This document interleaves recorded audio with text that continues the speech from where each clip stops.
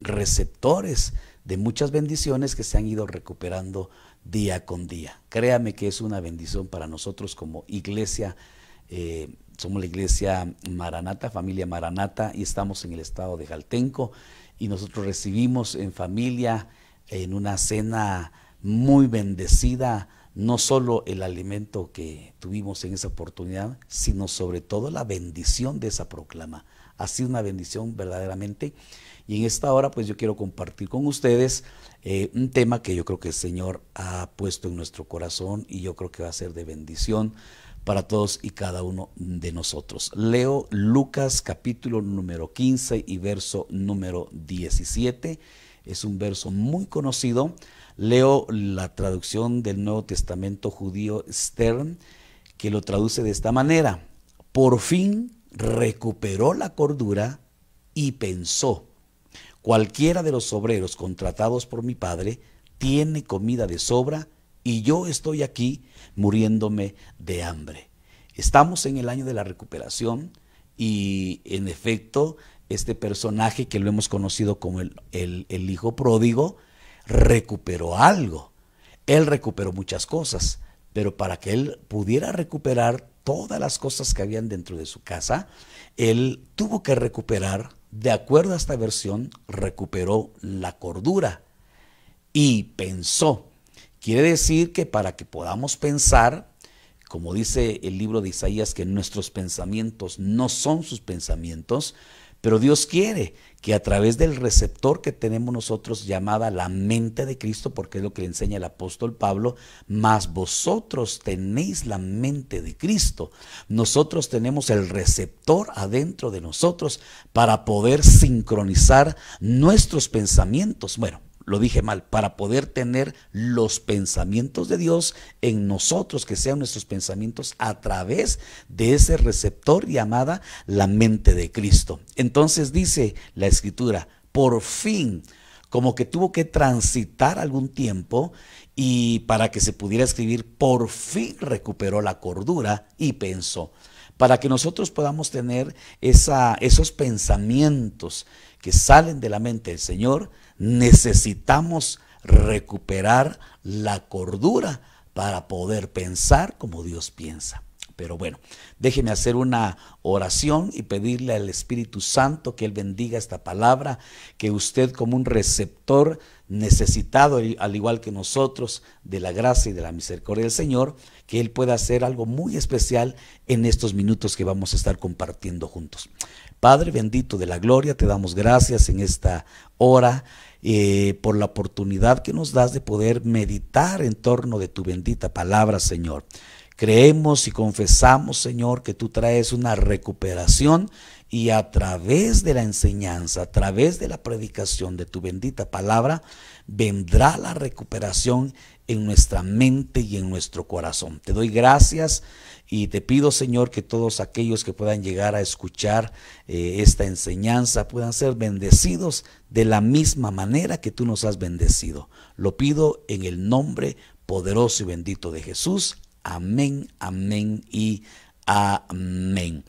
He estado escuchando las enseñanzas del apóstol y la enseñanza del domingo anterior. Me sorprendió demasiado, me bendijo de una manera muy especial, y solo a manera de una introducción quiero mencionarla. El apóstol enseñaba que lo primero que se debe de recuperar en nuestra vida es la visión. Y me impactó tanto esa palabra que yo le invito a que podamos escuchar esos estudios del primer domingo de esta semana de la serie Recuperando el Banquete. Fue una bendición. Para mí en lo personal fue una bendición el poder recuperar la visión. Y yo creo que basado en eso surge precisamente esta enseñanza. ¿Por qué? Porque dice el libro de Apocalipsis capítulo 1, verso 10 y 11, está diciendo el apóstol Juan: estaba yo en el Espíritu en el día del Señor, y oí detrás de mí una gran voz como sonido de trompeta, que decía: escribe en un libro lo que ves y envíalo a las 7 iglesias, a Éfeso, a Esmirna, a Pérgamo, Tiatira, a Sardis, a Filadelfia y la Odisea. Se necesita estar en el espíritu y se necesita estar en el día. Es decir, 2 requisitos para poder oír la voz de Dios es estar, número 1, estar en el espíritu, y número 2, estar en el momento preciso para poder escuchar esa voz. El apóstol Juan, entonces, estando en el espíritu, en el día del Señor, escucha una mega voz. Una voz como un estruendo, con un sonido de trompeta, y le dice: escribe. Y entonces en el verso siguiente, versos 12 y 13 dice: y volví para ver de quién era la voz que hablaba conmigo. Y al volverme vi 7 candelabros de oro, y en medio de los candelabros vi a uno semejante al Hijo del Hombre, vestido con una túnica que le llegaba hasta los pies y ceñido por el pecho con un cinto de oro. Oiga, me interesa este concepto. Volví para ver de quién era la voz. ¿Qué volvió el apóstol Juan? Pues él volvió su rostro, porque él quería tener contacto con aquel que era poseedor de esa voz. Le impactó tanto esa voz que él volteó su rostro. Y le digo que me preste atención en este concepto, porque el apóstol nos enseñaba que lo primero que se tiene que recuperar es la visión, es la vista. Y entonces la vista es un sentido que tenemos, o es parte de nuestro rostro. Juan, el apóstol Juan volvió, obviamente lo que él volvió fue el rostro, para poder ver y tener contacto con el poseedor de esa voz. ¿Y con quién se encontró él? Se encontró con aquel rostro que dice que es como llama de fuego sus ojos. Él se encontró con aquel, el creador de los universos, de acuerdo a Colosenses 1:16. Él es el creador de todas las cosas. Volvió su rostro. Y entonces esto me lleva a pensar que Dios quiere restaurar primeramente la visión, y después todo lo que tiene que ver con nuestro rostro. Usted sabe que en nuestro rostro están, aparte de nuestros ojos, está nuestra nariz, el olfato, están nuestros labios, de alguna manera está también nuestro sentido del oído, nuestros oídos, nuestras orejitas están enfocadas hacia lo que está enfrente, pero algo bien importante que está en el rostro es lo que le quiero compartir. Oseas 5:15, me iré, son palabras de Jehová de los ejércitos. Me iré y volveré a mi lugar hasta que reconozcan su culpa y busquen mi rostro. Oiga, qué interesante. En su angustia me buscarán con diligencia. Es una palabra que el profeta le está sentenciando a la nación de Israel, a la ciudad de Jerusalén. Le está diciendo el Señor: me iré y volveré a mi lugar hasta que reconozcan su culpa. Es decir, que hoy en día, si lo vemos literalmente, la nación de Israel, el Señor ha vuelto su rostro, pero Él está abierto. Él está diciendo: hasta que reconozcan su culpa, hasta que digan bendito el que viene en el nombre del Señor, y hasta que Israel busque su rostro en su angustia y lo busquen con diligencia, obviamente ahí lo van a encontrar. Entonces vemos claramente que el Señor está haciendo una invitación a que nosotros busquemos su rostro. Obviamente nuestro rostro tiene que estar volteado, buscando el rostro de Jehová. También Daniel es un varón, un profeta, que lo vemos a la luz de la Escritura, que también él volvió su rostro a Dios. Y aquí quiero ver con usted algunos detalles bien interesantes. En el año primero de su reinado, yo, Daniel, pude entender. Cuando uno va a la etimología de entender, significa discernir. Él pudo entender en los libros el número de los años en que, por palabra del Señor que le fue revelada al profeta Jeremías. Oiga, aquí veo yo 3 cosas muy interesantes. Que la palabra revelada se tiene que entender. El profeta Daniel tuvo que entender la palabra revelada al profeta Jeremías. Cuando él entendió, que debían cumplirse las desolaciones de Jerusalén, es decir, 70 años. El efecto de poder entender la palabra revelada es que él volvió su rostro a Dios. Entonces aquí podríamos decir que un elemento bien importante para que nosotros podamos volver nuestro rostro al Señor es poder entender la palabra revelada. Entonces, algo necesario para que usted y yo podamos volver nuestro rostro al Señor. Y quiero hacer un puente, porque estoy hablando de volver el rostro. Estamos hablando de que el hijo pródigo recuperó su identidad, y él la recuperó hasta que volvió en sí. Y eso tiene que ver con nuestra mente, porque él dice que pensó. Volver nuestro rostro, aparte de nuestra visión, aparte de nuestros labios, aparte de nuestro oír, tiene mucho que ver con nuestra forma de pensar. Dice el proverbista, tal es su pensamiento, tal es el hombre. Para poder volver a la casa, porque al final ese es el sentido, volver a la casa. El pródigo necesitó volver a la casa, y más adelante le voy a compartir 4 cosas que fueron restauradas o recuperadas cuando él regresa a la casa. Pero bueno, para poder volver nuestro rostro a Dios, Daniel tuvo que entender la palabra revelada. Y aquí dice de qué manera él volvió su rostro a Dios. Volví mi rostro a Dios el Señor para buscarle en oración, súplicas, ayuno, cilicio y ceniza. Son 5 maneras por las cuales nosotros podemos volver nuestro rostro a Dios. A ver si no es importante entonces la oración, las súplicas, el ayuno, el cilicio y las cenizas, que obviamente esos serían 5 temas por tratar, y lo dejamos a su consideración para que usted pueda indagar, investigar en cada uno de estos temas. Son 5 maneras para poder volver nuestro rostro al Señor. ¿Qué es volver nuestro rostro al Señor? Entonces es volver en sí.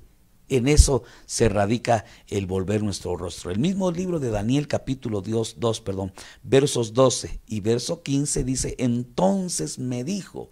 Usted sabe que Daniel ayunó durante 21 días y él suplicaba la revelación de un misterio.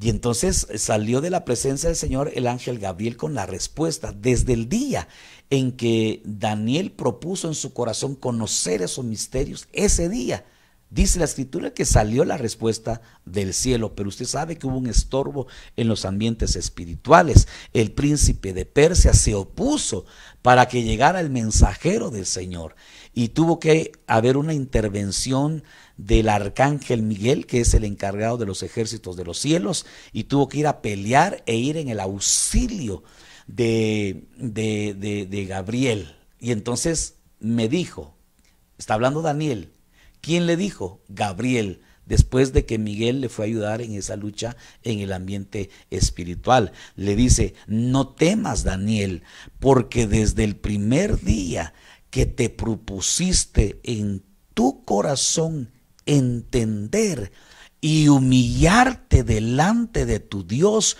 fueron oídas tus palabras, y a causa de tus palabras he venido.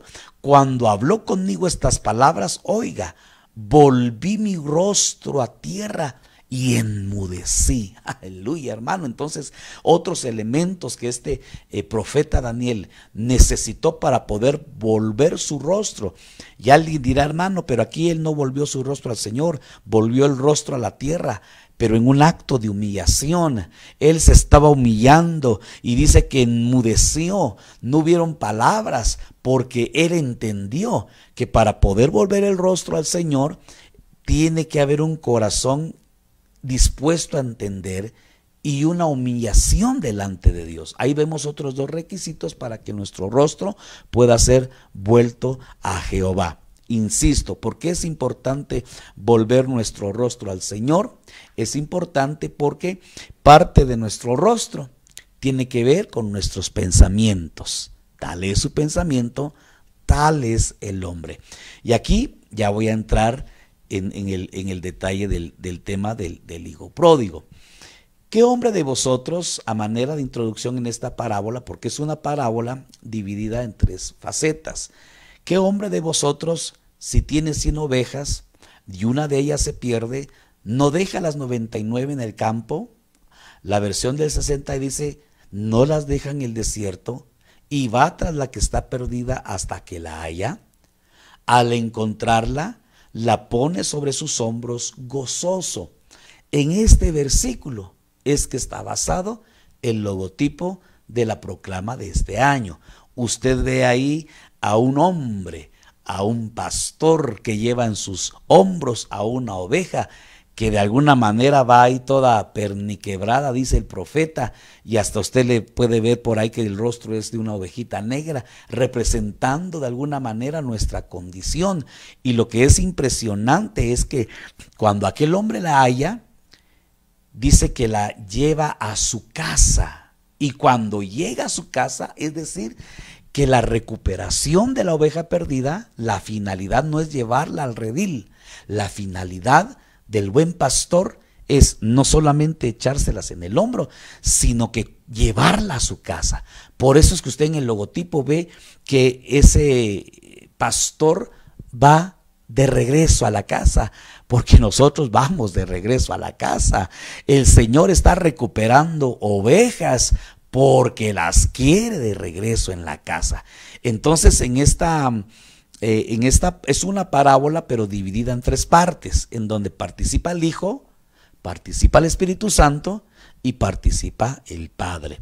En esta parte en la que participa el Hijo, usted ve que cuando la encuentra, se la lleva a su casa, reúne a sus amigos y a los vecinos diciéndole, alegraos conmigo porque he hallado, podríamos bien decir, he recuperado mi oveja que se había perdido. Esa es la primera parte de la parábola que termina con la situación del pródigo.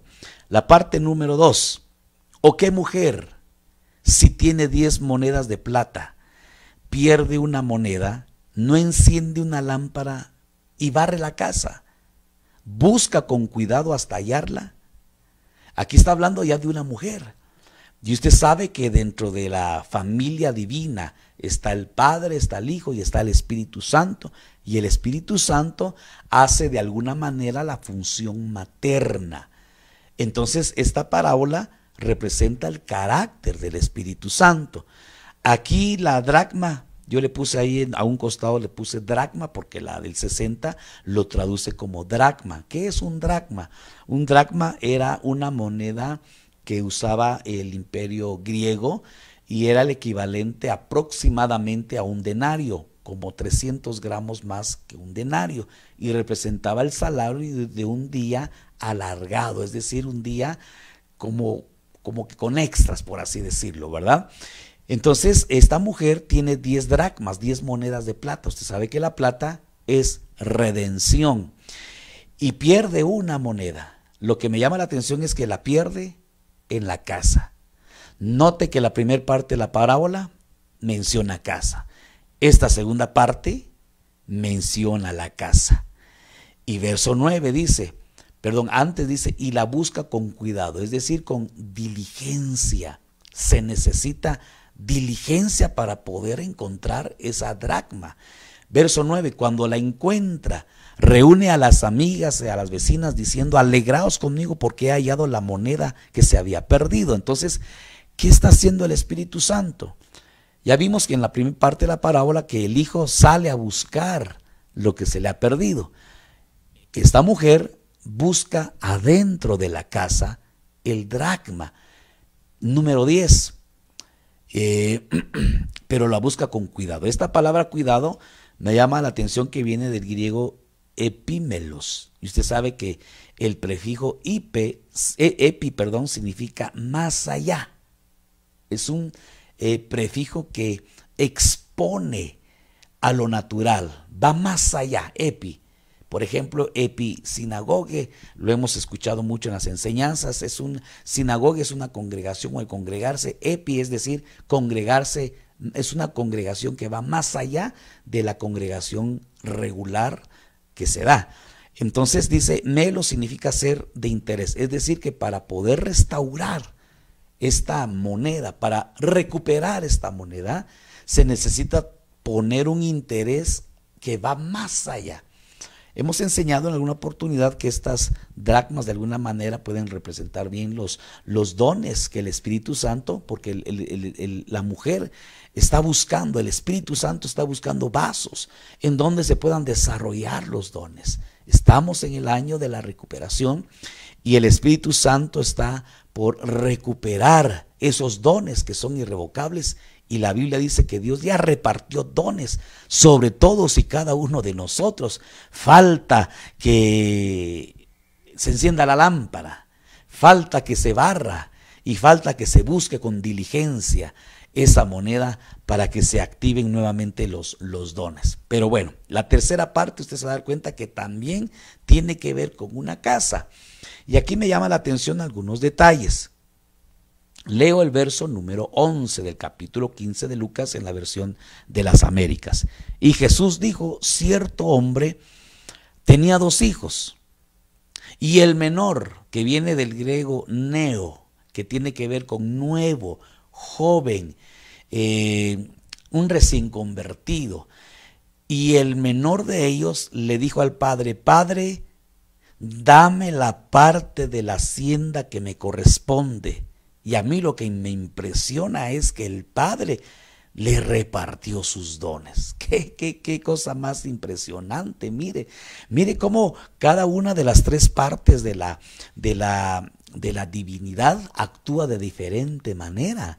La primera sale a buscar lo que se le ha perdido el Hijo. La segunda persona de la triunidad no sale, sino adentro de la casa está buscando. Mire cómo opera de una manera el Señor. Trabaja afuera, busca dentro de la casa. Y los que están adentro de la casa, que están reclamando su herencia, que regularmente son los menores, podríamos decir a veces tal vez los inmaduros, si usted quiere llamarlo de esa manera, están pidiendo, exigiendo sus derechos. Pero a mí me impresiona el carácter del Padre. ¿Y usted cree que el Padre sabía que este hijo iba a salir a hacer lo que iba a hacer? Si este Padre está representando al Padre de nuestros espíritus, al Padre, a Jehová, y el que tiene ojos como llama de fuego, que todo lo conoce, dice el Salmo 139, no sale aún el pensamiento y el Señor ya lo conoce, no está la palabra en la boca y Dios ya la conoce, y que no hay un lugar a donde nosotros podamos huir de su presencia. Si subimos al monte más alto, ahí está el Señor, y si nos metemos a lo profundo del Seol, su luz nos guiará. No hay un lugar ni afuera ni adentro del hombre que escape a la presencia, al conocimiento del Señor. Dios lo conoce.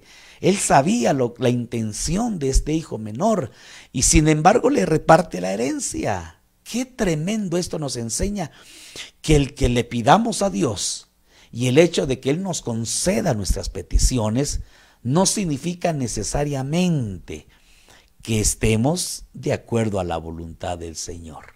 No podemos medir que Dios nos dé lo que le pedimos, porque usted sabe que a los menores, a los pequeños, a los chiquitos, a los que hacen berrinche se les da, a los niños pequeños se les da, con tal de que se callen, hermano. Yo no sé si usted ha visto en los supermercados, está el niño chille, hermano, y que se aferra a un juguete, que se aferra a esto, que se aferra a lo otro, pues resultan dándoselo con tal de que...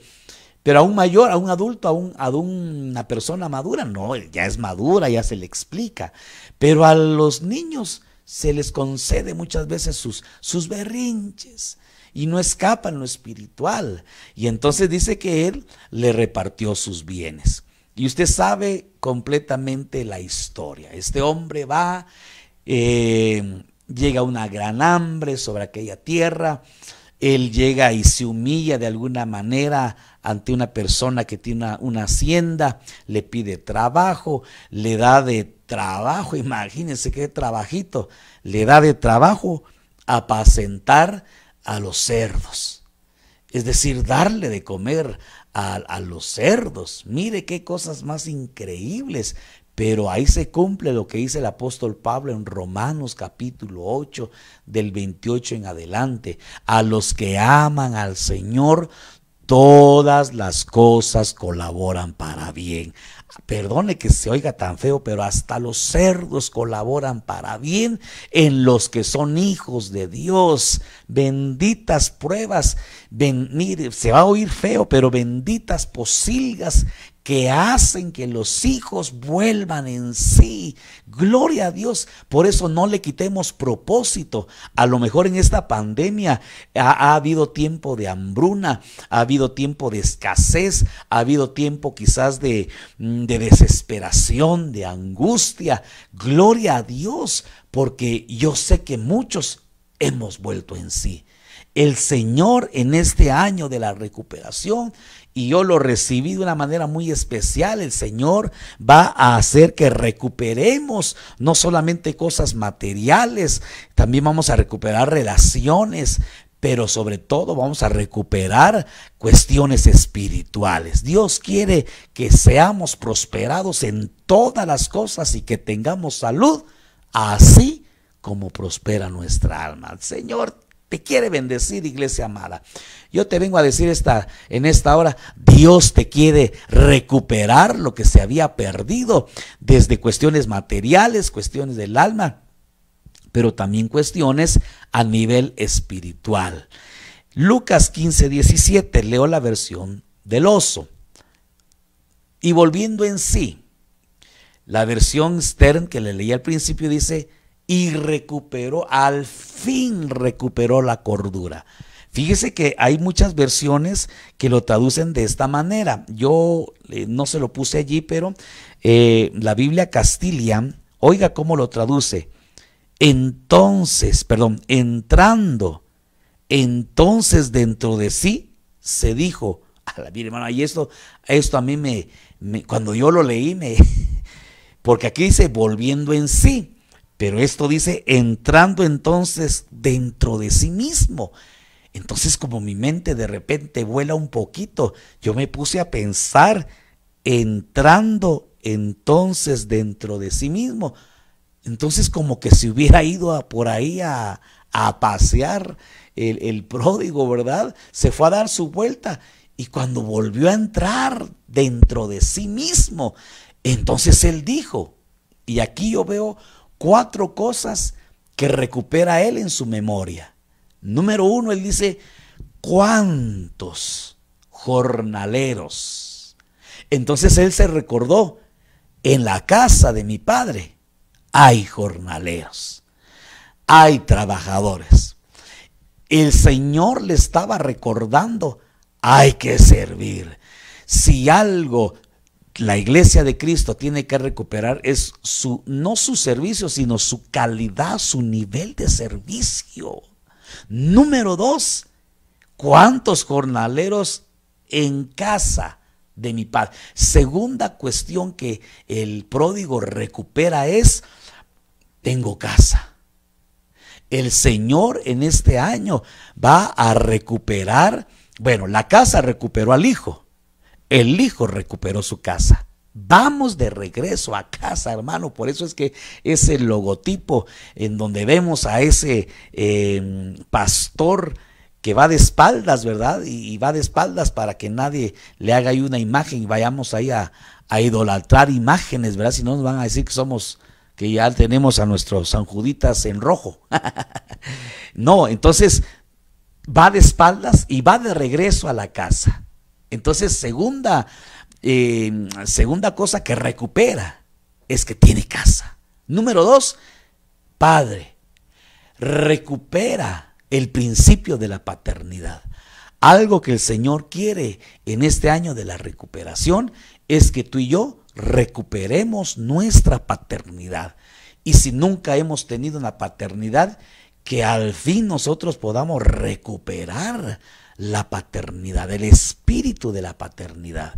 Y luego dice, esos jornaleros que están en mi casa, en la casa de mi padre, tienen abundancia de pan. Cuarta cosa que él recupera es, en la casa de mi padre no solamente hay pan, hay abundancia de pan. Qué bendición. En este año de la recuperación, Dios va a recuperar la abundancia de pan. Y alguien dirá, hermano, pero si Si algo ha sobrado en esta pandemia, y yo soy testigo de ello, es abundancia de pan. Pero el pródigo, ¿de qué le servía que hubiera abundancia de pan en la casa si él no estaba en la casa? En otras palabras, no es que haya abundancia de pan en los púlpitos, y gloria a Dios porque hay abundancia de pan en los púlpitos. En donde debe de abundar la palabra, debe de ser en nosotros. Dice la Biblia que more en abundancia la palabra de Dios, pero no solamente en la mente, porque hemos entendido que aquel panadero en tiempos de José en la cárcel fue a parar un panadero, pero fue aquel que solamente tenía logos, que solamente tenía la palabra en la mente. Y acuérdese, dice que tenía un canasto. Nada más estaba como, ¿cómo decirle, hermano? Como haciendo alardes o presumiendo la palabra. Y gloria a Dios por la palabra. Pero sin embargo dice que había un copero y restauraron al copero. Y acuérdese que el primer milagro que hizo Jesús en la tierra, en Juan capítulo 2, fue que transformó esa agua en vino. Primer milagro que el Señor tiene que hacer en nuestra vida. Y esa abundancia de pan se tiene que convertir en vino. Agua convertida en vino. Pan y vino, la Santa Cena. Bueno, y entonces dice, y yo aquí perezco de hambre. Entonces, cuando una persona vuelve en sí, reconoce dónde está. Entonces, yo no sé cómo le dice usted o cómo le podríamos llamar al hecho de volver en sí, cuando alguien no está en sí. Yo me atrevería, con el permiso de usted, cuando alguien pierde la razón, cuando alguien pierde la memoria, ¿cómo le llamamos? ¿Cómo le podríamos decir? ¿Locura? Cuando alguien pierde la noción del tiempo, porque él volvió en sí, dijo, caray, ¿dónde estoy yo? Estoy en la Posilga, pero yo no soy de aquí. Yo tengo una casa, yo tengo un padre, allá hay jornaleros, allá hay abundancia de pan. Él volvió en sí. Él tenía una condición como de demencia. Yo no sé si usted ha estado cerca o convivido con alguna persona que tenga cierta demencia, pero pierden la noción de quiénes son, pierden la noción de dónde están, pierden la noción de su entorno, y ellos creen que son lo que no son. A veces la iglesia de Cristo, algo que el Señor quiere recuperar es nuestra identidad. ¿Quiénes somos? ¿Dónde estamos? ¿Y hacia dónde vamos? Y eso es lo que le ocurre aquí al pródigo. Entonces yo le quiero compartir en el resto del tiempo que me queda, qué cosas nos producen locura, qué cosas nos roban la mente, qué cosas hacen que nuestra mente sea poseída, si usted me perdona la palabra, por otros pensamientos, por otras ideas. Entonces yo encontré en la Escritura algunas situaciones que nos provocan demencia espiritual. Deuteronomio capítulo 28 del 33 al 34 en la versión de las Américas.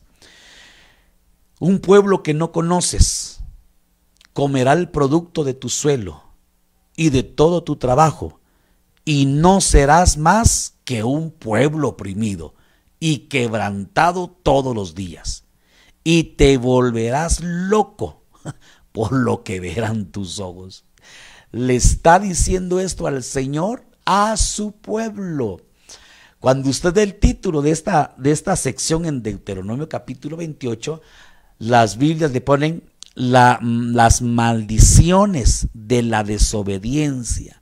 Si algo provoca locura en la mente del pueblo de Dios, es la desobediencia, hermano amado.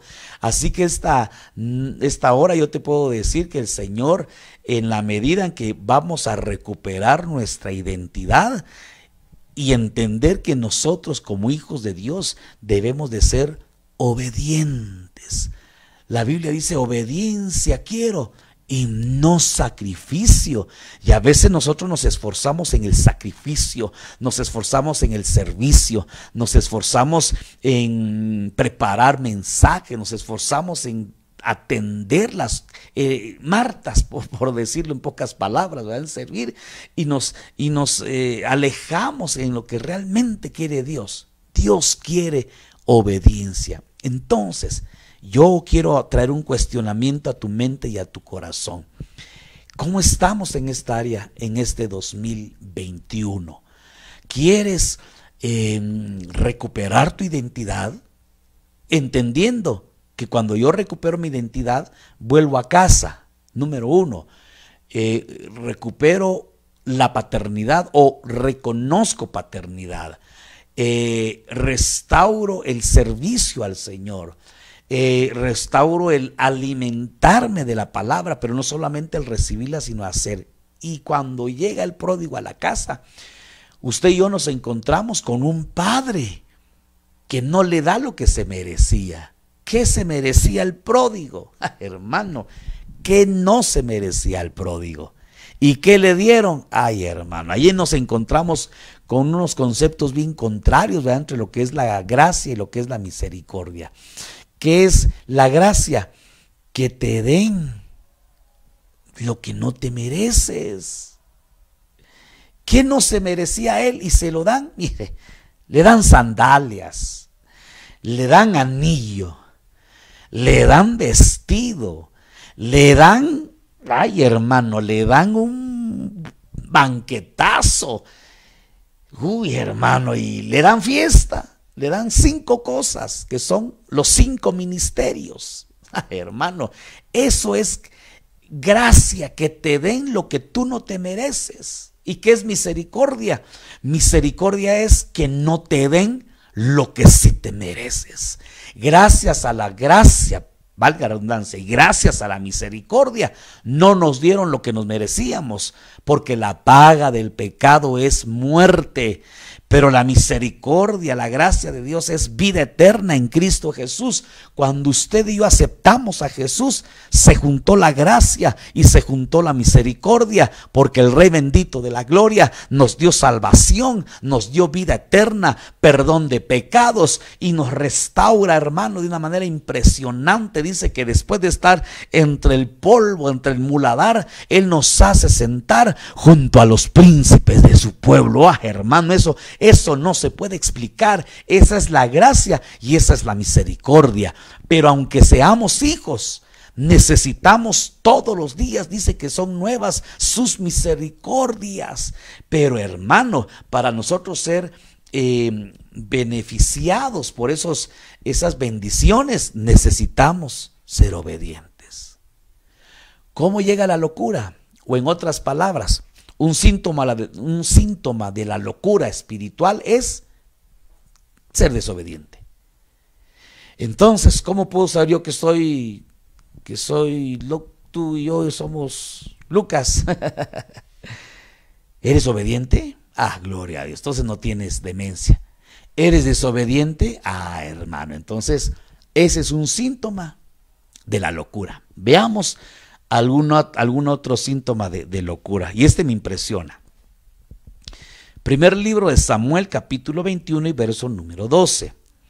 Usted sabe la historia de David. David iba huyendo de Saúl, y en esa huida se encuentra con Aquis, rey de Gad, y dice que cuando llegó ahí, él escuchó que decían: por allá anda David.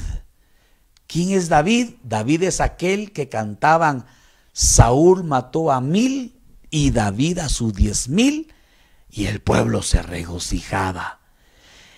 Ese David es el rey de toda la tierra, hermano, y eso llegó a oídos de David. Y entonces David, cuando escucha eso, dice que creyó aquellas palabras, y entonces se escribe este versículo: y se fingió demente ante sus ojos y actuaba como loco en medio de ellos. Mire, hermano, David se hizo el loco. No estaba loco, se hizo el loco. ¿Por qué se hizo el loco? Porque te imaginas de estar detrás de las majadas, de ser del anonimato, como dice aquel coro, del anonimato, al trono real. Él lo sabía porque ya había sido profetizado y ungido por Samuel, perdón. Cuando llegó Samuel y le ungió con el cuerno, él ya lo sabía, pero no sabía que ya lo sabían los enemigos. Y entonces él fingió ser demente y actuaba como loco en medio de ellos. Escribía garabatos en las puertas de la entrada y dejaba que su saliva le corriera por la barba. Perdón por lo que le voy a decir, pero David se hizo el loco. Cuando yo encuentro el Salmo 34, dice que este salmo lo escribió David en torno de este ambiente que le estoy compartiendo. Busqué al Señor y Él me respondió y me libró de todos mis temores. Oiga, entonces Él, cuando escucha que la gente ya sabe que Él va a ser rey, a Él le dio temor. Y entonces él se hizo el loco. Mire qué actitud la de este varón. Verso 5. Y los que a él miraron, está hablando de él, ¿va? Porque es un canto.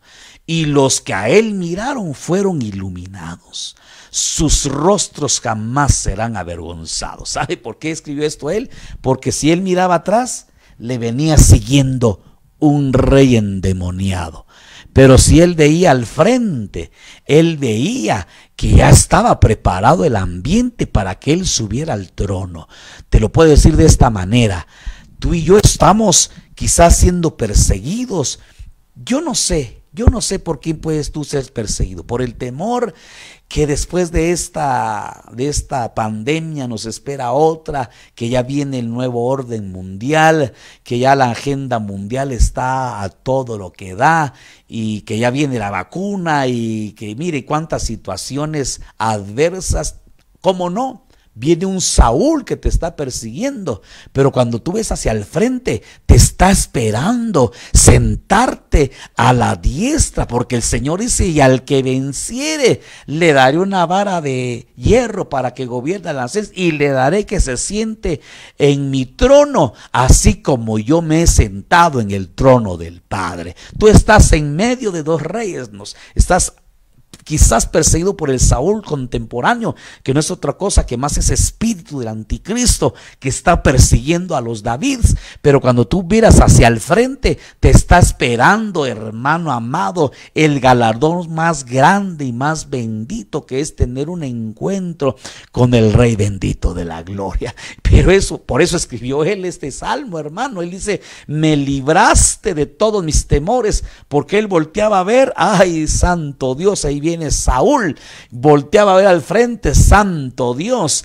me espera el gobernar y el reinar. Y verso 6 dice, este pobre, ay hermano, mire qué lindo canto, este pobre, y se señalaba a él, este pobre clamó y el Señor le oyó y lo salvó de todas sus angustias, hermano. Y yo le dejo de tarea, leas el Salmo 34 y lea el entorno. Es cuando está siguiendo o está siendo perseguido por Saúl y se encuentra con Aquis y ya lo que ya le comenté, ¿verdad? Entonces, a veces hay que hacerse loco. Hay que hacerse loco con las adversidades, para que no nos gane la soberbia y o la altivez. Sigo con otra fuente de la locura, algo que provoca locura al corazón del hombre. Llegan los días del castigo. Estoy leyendo Oseas capítulo 9 y verso número 7. Leo la versión textual cuarta. Llegan los días del castigo. Está profetizando el profeta Oseas. Llegan los días del castigo. Y a ver si no ya vienen los días del castigo sobre esta tierra, ¿no? Se avecina un juicio como nunca antes lo ha habido en esta tierra, ni lo habrá, dice Mateo capítulo 24. Llegan los días de la retribución, hermano, hasta en el bimá de Cristo, hasta la iglesia de Cristo dice que vamos a compadecer ante el tribunal de Cristo. El bimá de Cristo, usted y yo vamos a estar en el bimá de Cristo, se van a abrir los libros y dice que a cada uno se le de acuerdo a lo que haya hecho mientras estuvo en el cuerpo, sea bueno o sea malo. Hermano, todos vamos a tener nuestra retribución. ¿Buena o mala noticia? Depende. Luego dice, que lo sepa Israel, a causa de la magnitud de tu pecado y a causa de tu gran hostilidad, el profeta ha enloquecido, el hombre inspirado desvaría. Oiga, hasta el profeta enloqueció. ¿Qué lo hizo enloquecer? No el pecado, la magnitud de tu pecado. Que lo sepa Israel. Pecado dentro del pueblo de Dios. Eso provoca locura. ¿Habrá pecado dentro del pueblo de Dios? Hermano. Y también a causa de tu gran hostilidad, el profeta ha enloquecido. Por más profeta, por más ministro, si está envuelto de un pecado y de hostilidad, tarde o temprano puede llegar la locura. Entonces, ¿qué provoca la locura? El pecado y la hostilidad. Alguien dirá, hermano, ¿y qué es la hostilidad? Bueno, es la cualidad de hostil que indica, oiga, una actitud provocativa y contraria, generalmente sin motivo alguno, hacia otro ser vivo. Es aquel que anda ahí como que provocando, hermano, que está siempre en contra. Siempre hay alguien que se opone. Hay gente que siempre anda buscando pleito, que siempre, hermano, que si pone en verde, ¿por qué no fue azul? Que si fue blanco, que pone en negro. Que si fue en la mañana, que por qué no en la tarde. Hermano, hay gente hostil. La hostilidad es una manifestación de la locura espiritual. Y el pecado, hermano, que no se diga. Entonces, en esta hora yo quiero ministrarte y decirte que necesitamos exterminar el pecado y necesitamos exterminar la hostilidad para que no caigamos en esto que se conoce como la locura. Dios quiere que tú y yo volvamos en sí. Por cuestión del tiempo, déjame terminar con este versículo que también está un poquito complicado, ¿verdad? Juan capítulo 10, versos 19 y 20. Se volvió a suscitar una división entre los judíos por estas palabras. Verso 20. Y muchos de ellos decían, tiene un demonio y está loco. ¿Por qué le hacéis caso? Obviamente aquí estaban hablando del amado Salvador, del Maestro de maestros, del Rey de reyes y Señor de señores. Obviamente él no estaba ni endemoniado y obviamente no estaba loco. Bueno, yo creo que sí estaba loquito como usted y yo, porque a veces perdemos la compostura, pero hay de locuras a locuras, ¿verdad? Usted y yo cuando danzamos al Señor, hermano, remolineamos, perdemos la compostura y ya nos hacemos viles, ¿verdad? Pero bueno, entonces el pueblo asociaba la locura con un demonio. También la actividad demoníaca, porque déjeme decirle, la Biblia dice que nuestra lucha no es contra carne y sangre solamente, dice alguna versión por ahí, sino que nuestra lucha es contra principados, contra potestades, contra gobernadores y contra huestes de maldad en las regiones celestes. Es decir, que nosotros tenemos una lucha contra espíritus inmundos y esos demonios, a la manera de Saúl, no sea que abriendo puertas, porque ya no logramos llegar ahí, pero a Saúl también le dicen, has obrado locamente. ¿Por qué? Porque él desechó la palabra de Dios, Dios lo desechó a él. Entonces tengamos cuidado de no caer y abrir puertas a espíritus inmundos que puedan estar gobernando nuestra mente, nuestro corazón, porque esa también es una fuente de locura. Se nos ha terminado el tiempo, hermano, y déjeme terminar con una oración. Y dejo esto en su corazón. Dios quiere restaurar nuestra identidad. Dios quiere que volvamos en sí. Dios quiere que se recupere la cordura para que podamos nosotros ir de regreso a la casa del Padre. Te invito a que cierres tus ojos ahí donde estás y elevemos una palabra de bendición, una palabra de oración y que el Señor añada bendición a esta palabra. Padre bendito de la gloria, te damos gracias en esta hora, porque eres bueno, Señor. Hemos expuesto tu palabra y te pedimos que el Espíritu Santo acomode lo espiritual a los espirituales. Te pido, Señor, que podamos volver en sí, que podamos regresar a donde salimos.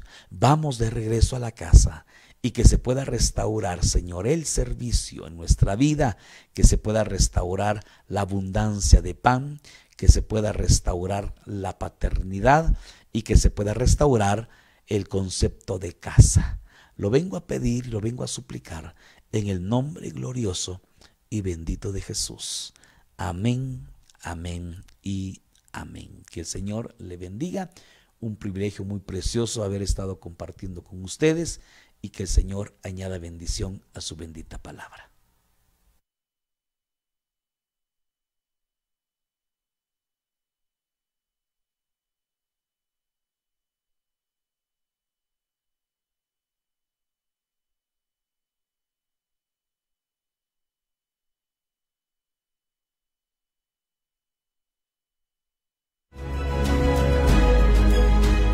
En breves instantes regresamos con el retiro virtual de Ministerios Ebenecer.